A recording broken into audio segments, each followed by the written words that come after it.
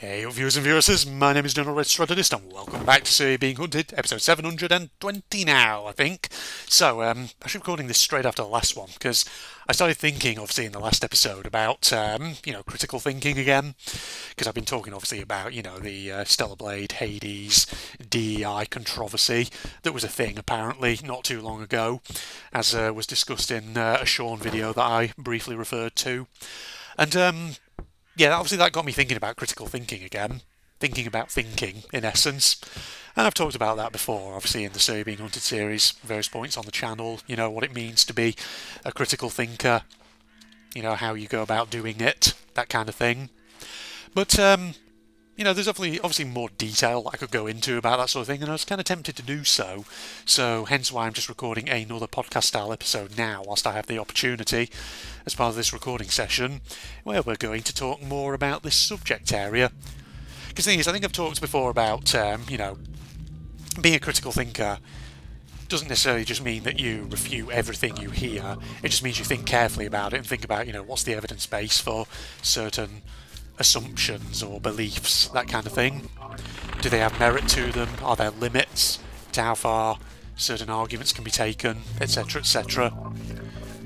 That sort of thing, basically, is what we're kind of getting at. I think I've talked, obviously, about like self-awareness before, and the role that plays in critical thought.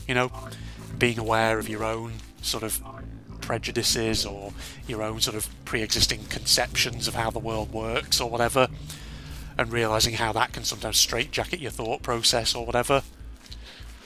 I feel like I have talked about that before, I'm sure I have.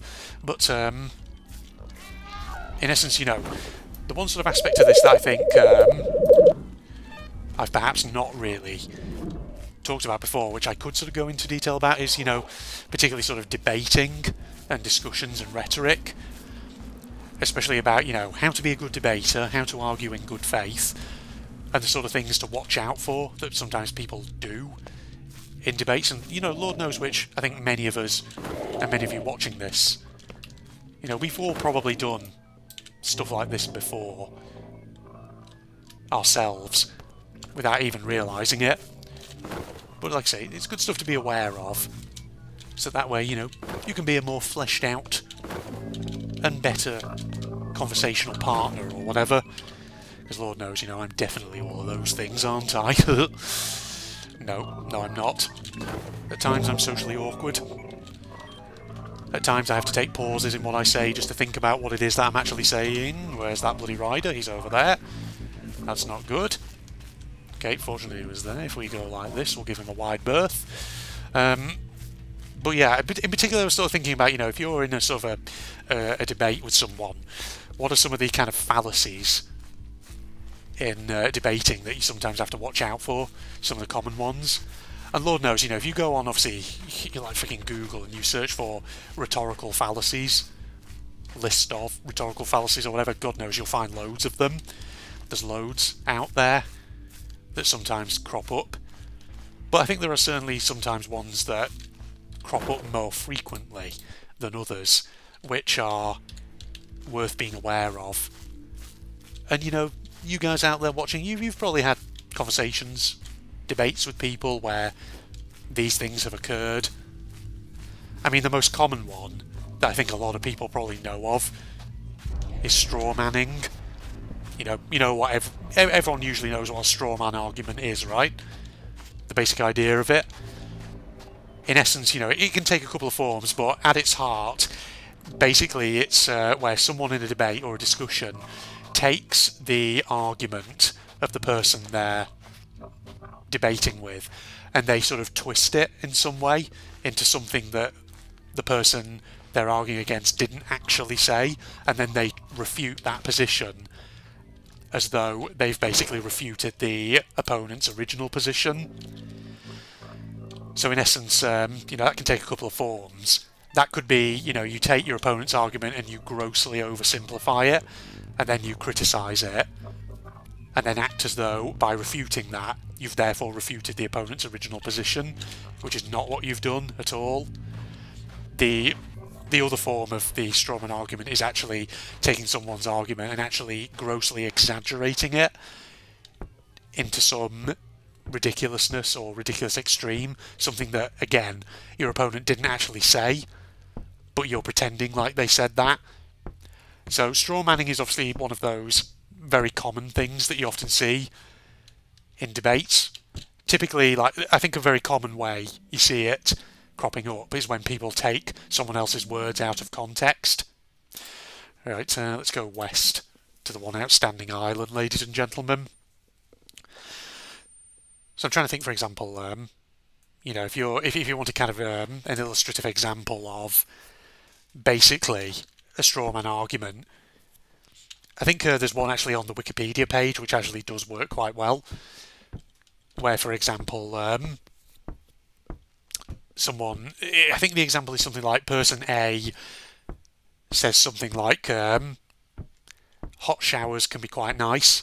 Person B then says, but hot showers can be bad for you. No, actually, no, it's not like that. Hold on, let me try and paraphrase this better. It's something like person A says something along the lines of, I really enjoy taking showers. Person B then says, but hot showers can be bad for you. And that's a strawman argument because person A did not say anything about the temperature of the shower.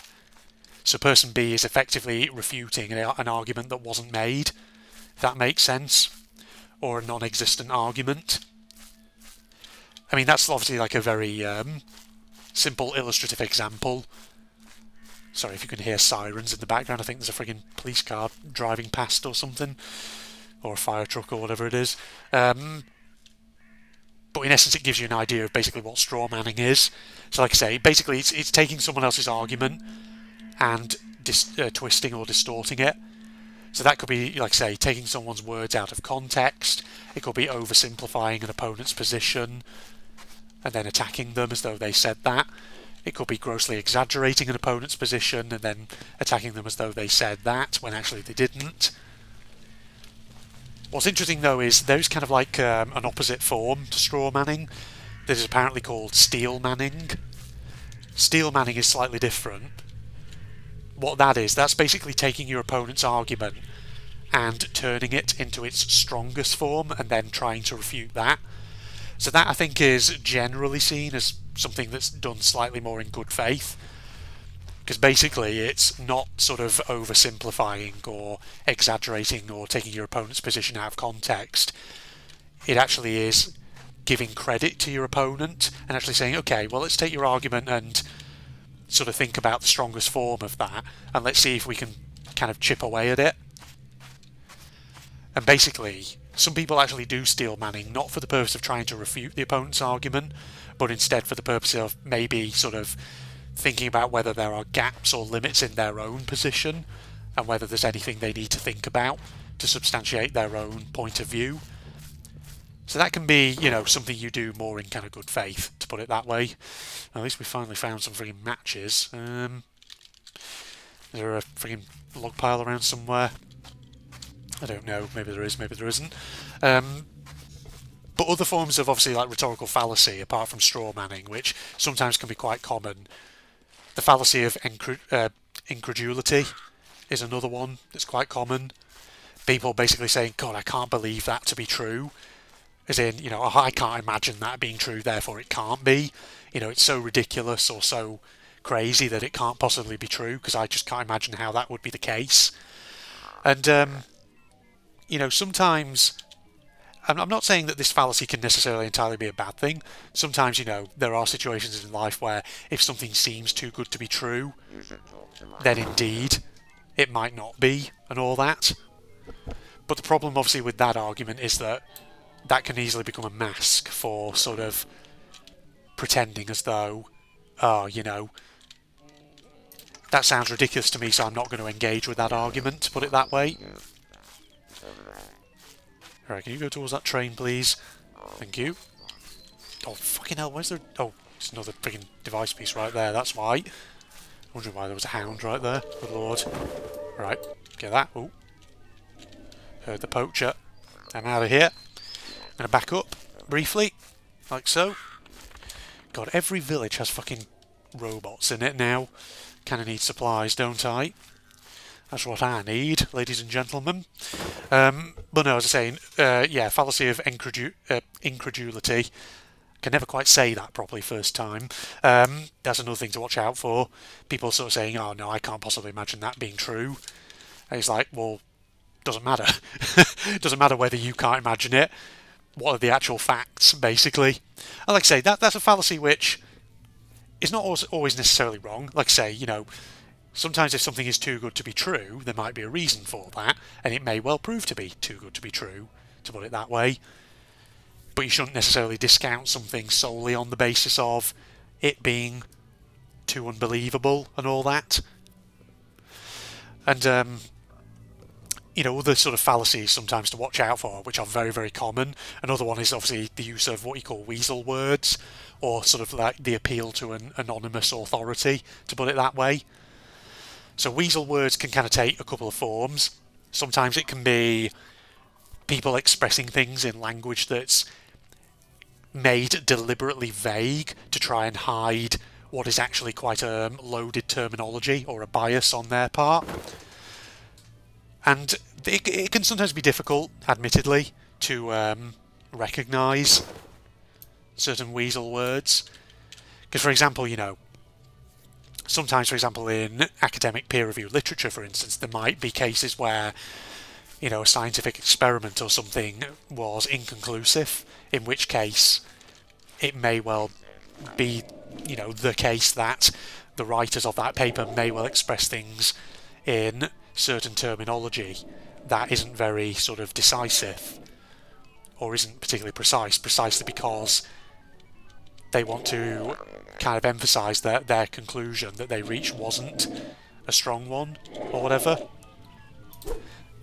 But like I say, weasel words, it can take the form of something being seemingly very imprecise, but actually when you dig into it, some of the terminology is quite loaded and thus reveals the author's or the sayer's biases or whatever. Can I get this, please? Here, come here. Got that. Very good. But another form of weasel words is the appeal to authority. When people say, "Oh, you know what they say," or you know, so such and such a person said such and such a thing, and they word it again in very imprecise, vague terminology, where it's like, hang on, when you say "they say," who are you actually referring to? That's another thing to always watch out for in rhetoric. People sort of phrasing things in that way, where it's like, you know, they say scientists say, or, you know, some kind of authority says such and such a thing, and you sit there and you think, who is this scientist or who is this authority that you're talking about? So if you're in a debate or something like that, that's always something to watch out for. You know, if people go, "Oh, you know what they say," or, you know, scientists have predicted or believe that such and such a thing is the case, you always have to follow it up with, okay, who are these scientists? Who are these people? Who is this very anonymous authority that you're referring to? Can you please be more specific in that regard? But the thing is, that's not to say that sometimes imprecise terminology is necessarily automatically evidence of a false assertion, because there is technically a fallacy that is assuming that something that is phrased very imprecisely must therefore be untrue. Some people sometimes fall into that fallacy, so sometimes you have to watch out for that as well. Because something being worded in an imprecise or vague manner isn't necessarily untrue. It just means that, you know, you need to inquire more into it and ask yourself, can we be more specific? Can we be more detailed, more precise in terms of what, you know, actually is the case or whatever? So that's something else. Just watch out for, you bastard. Get on out of here. I don't want to deal with you. Imagine if you can pull the robots, the other robots out of that village. That'd be quite good, wouldn't it? Ow. You bastard. Get on out of here. Go through the woods. Oh, they're still shooting me. They still can see me. God dang. You can see me from a way off, can't you? That is the problem. There you are. Get on out of here, you bitch. God, he still sees me. What an asshole. I've got him running right towards the water here, that's not good. But maybe we can sort of hide here and pull him out with a friggin' hatchet and just cleave him up. If need be. Ladies and gentlemen. Is he going away? Oh, he is. So we can sneak up behind and get him. Hi, dude. How's it going? I'm going to cleave you. Get on out. Oof, there we go. Hey, shotgun ammo. Lovely. And bandages. Very, very good. Oi. Coming over, buddy. I got a hatchet with your name on it. Whatever your name is. Do robots even have names? Probably not. Hey, dude. Gotcha. Way too slow, buddy. More shotgun ammo for me, thank you. That is good. Means that I can friggin' fill up. Potentially blast away the squire over here if I have to. Because I really need some stealth equipment, don't I? God dang it. Telephone boots. Feels like they just never have anything good in them. Oh, maybe this squire should do the old technique where I get the axe and just go in a circle around him. Hey dude, how's it going? Not what I need. Could really do with a revolver. Ah. Oh, it's nothing good. Do we do it? Do we try this out? Do we risk it? Risk it for a biscuit? You probably want to step away from that wall, because otherwise I'm not going to be able to do the old loop around of you. Come on, let's do it. Shit. Ow. He did manage to hit me then, but hey. Whoa, Jesus. Come here. Get it. Okay, so it's not just friggin' hunters who that can happen to, or poachers. Guess it's basically every robot in the game can freak out in that way. Where did his body even go? Good lord. Ah, well, speaking of revolvers, we got a good one right there. Fantastic. Since we've got so much revolver ammo, might as well get that and all. Right, we'll keep going until I think until we've completed this map, in essence. Do you actually not have any friggin' rags for bandages around here? No. None at all? Really? Oh, okay, sure. We only have the one device piece somewhere on this island left to find. Well, let's keep moving on then. Now, so yes, basically, ladies and gentlemen, back to the topic of conversation at hand. There's obviously quite a few different types of fallacies and things that I've outlined there. But, you know, those are ways you can potentially sort of recognise if someone is arguing in good faith in a debate or not. And I may well have mentioned before, you know, a lot of people I think go into debates with the mindset of, I'm just going to, Jesus Christ, there's quite a shootout happening in the background somewhere. Now that's a debate that's gone wrong, ladies and gentlemen, by the sounds of it. Haggis, thank you. I did see a wisp somewhere over here. Going this way. Who's shooting? But yes, as I say, a lot of people I think in life go into debates thinking they're going to try and prove a point, no matter the cost. They go in there with a bit of a preconception of what the answer is, or, you know, in their eyes, what the right answer is. And that obviously can be a little bit of a problem, because obviously, you know, you can't really say you're going in there neutrally. And that's the thing is, like, obviously, you know, having a bit of a preconception isn't necessarily always a bad thing. Because sometimes, you know, for example, in scientific experimentation, you might start a research project or whatever with perhaps a some sort of, I guess what you call like a hypothesis, an idea of what the answer potentially may be.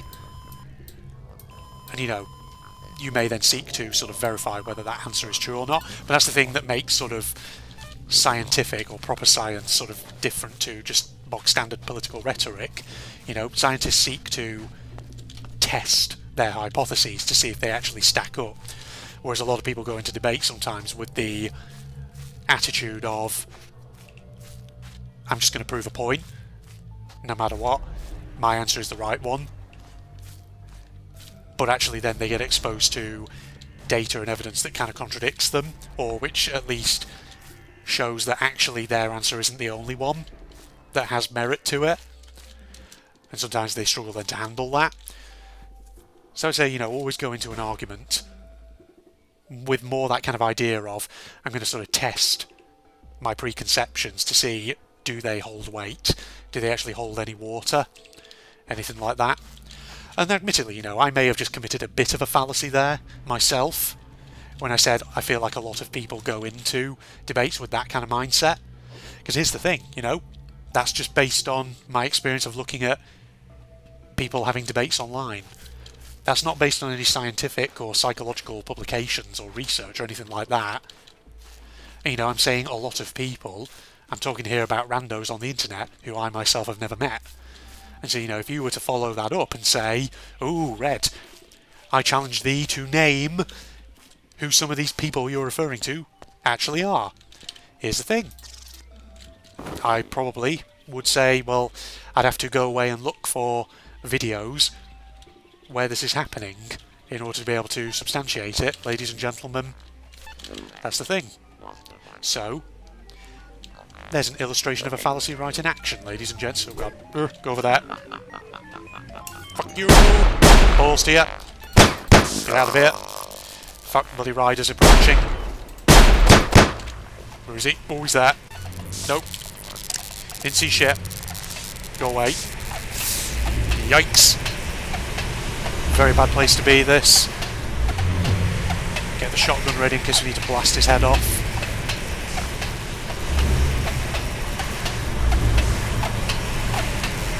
He doesn't like the fallacy that I just committed. He's come to make the internet's displeasure known. Well, at least there's essentially stuff here that we can use. You gone? Nope, you're still hanging out over there. By the device piece that I kind of want. Can bugger off, please.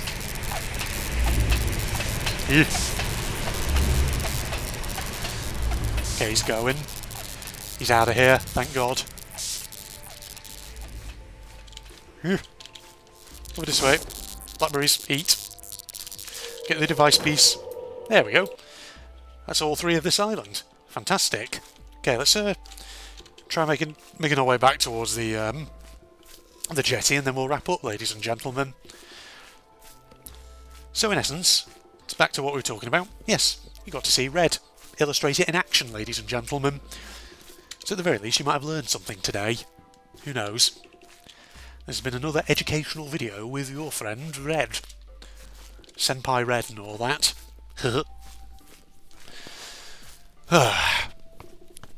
A lesson told in my usual sort of slightly bored sounding voice, where I sound like a bit of a android with a slightly bad throat. Where are you going? What are you doing? Are you wandering off towards? Are you wandering off that way? The hell is that guy's beef? What's he doing? What the fuck is a rider doing as well? Go away. Oh, god dang it, this is a bad place to be. We're on a fucking lake. Alright, if I hang out here, will he go away? No. Okay, he's going back the way he came, thank God. Is he? What is he doing? He's going to wander that way? Okay, you're going to go through the water. I mean, it looks like there's kind of a bit of strip of land over there. Maybe it's quite shallow. Oh my God. He's walking on the water. Jesus, robot. Oh, there's your friend over there. See, I was wondering why there's like a lone robot just going back and forth, because usually the hunters go around in pairs at the very minimum, typically. There's another one there.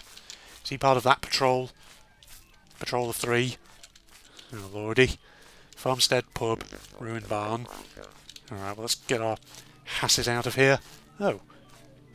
Looks like this was where they were having a shootout before. There's loads of dead robots. Cool. I'll take your ammo. Thank you. Eat. Any more here? Can I get your body, please? There we go. Don't get too close, friend. Rather not deal with you. Just want to look at the doors, that's all. Go away. Well, there's bottles. Things in here, but I haven't really got space for anything. Actually, get rid of the scanner because we don't need that right now, do we? Let's get the bottles. Actually, switch out the sherry for the stout. It's better because it doesn't make you drunk. Oh, someone else is having a shootout. What are they doing? Who's round here? Are you on your own? You're on your own, buddy. Oh. Oh dear. Oh dear. You were on your own, apparently. Good to know.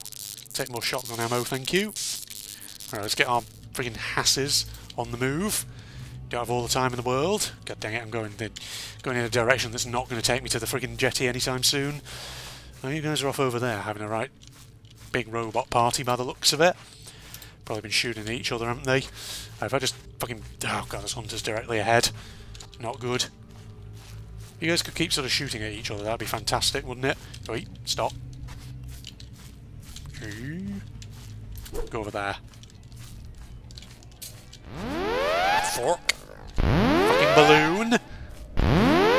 Going out of here, bitch. Not what we need. Yikes. Okay, we're out, we're out, we're out. Go, go, go, go, go. There's fucking dead robots over here as well. Oh. And now they're shooting at each other once again. There's a lot of feuds on this island. Oh, for fuck's sake, bloody rider. Oh, Hunter's there. Everyone is between me and the jetty. This is not good. Give you a wide berth. Hold up. This can work if we're clever about it. This might be an extra long episode, ladies and gentlemen. Well, I'm nearly at the end. Let's round off this map, because we've not seen the ending of this game for a while. Have we? I don't think we have anyway. Go, go, go, go, go, go, go, go. Who's that over there? Is that a poacher? That's a poacher. I don't think we need to worry too much about him. Right, beeline past the boat. There's a fucking scarecrow over there. Lovely. Is he facing me? He's facing towards, yes, so he's going to immediately trigger as soon as I go near him. That is a slight issue, once I give him a wide berth, like so, because the rider's disappeared. The rider has moved on, which is good for me. Got fucking balloons over there now, being a bitch. There's another rider over there. Riders bloody everywhere. Riders are here, there, and everywhere. Ladies and gentlemen, fucking birds. The birds are going to be the death of me. Don't know what this accent is that I'm doing all of a sudden. Feels slightly weird. Yeah, I've run out of things to talk about. I've got bored of the topic that we were talking about a moment ago, ladies and gentlemen. So at this point on, it's probably just going to be, you know, me doing stupid voices. Random snippets of conversation from myself that don't connect to anything, you know, as I do. As I'm wont to do and all that. Alright, I've got jetty there. We're here. How long are we going for? About half an hour? Something like that?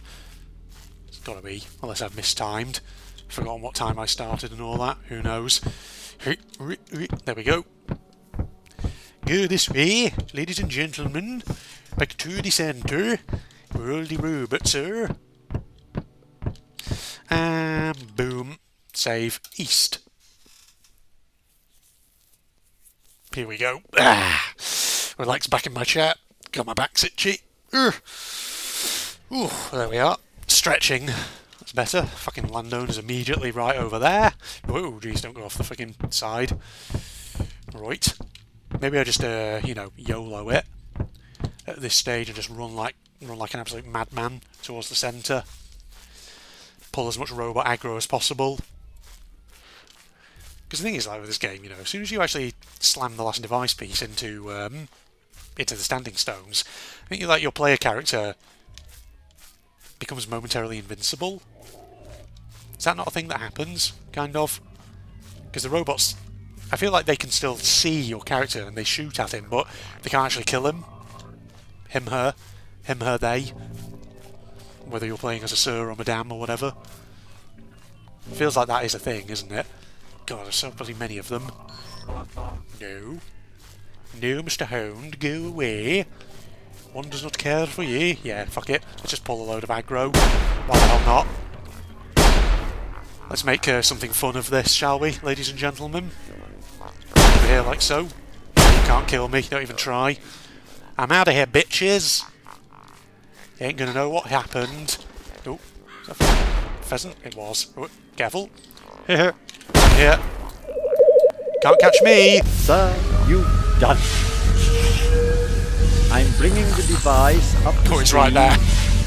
Now, Shit, we're going to take a robot I with hope us. you won't consider this impertinent, sir. Oh, well, they're not shooting at me now. But I'm amazed. Oh, look how many are coming. Hang on. We'll have you out of there in 3, 2, 1. That ear-splitting boom.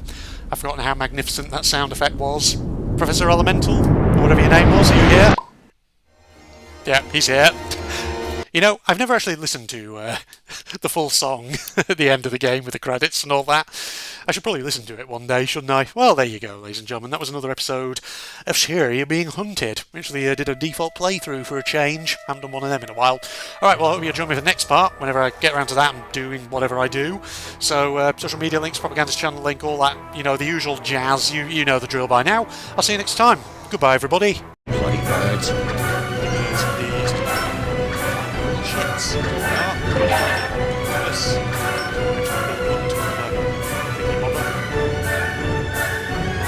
Yes! You happy about that? Go. Just about made that.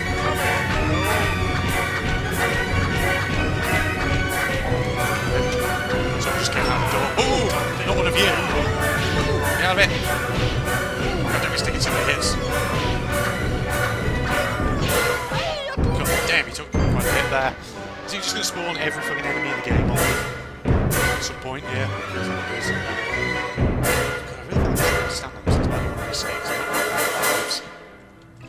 A hardcore game can do that if they wish.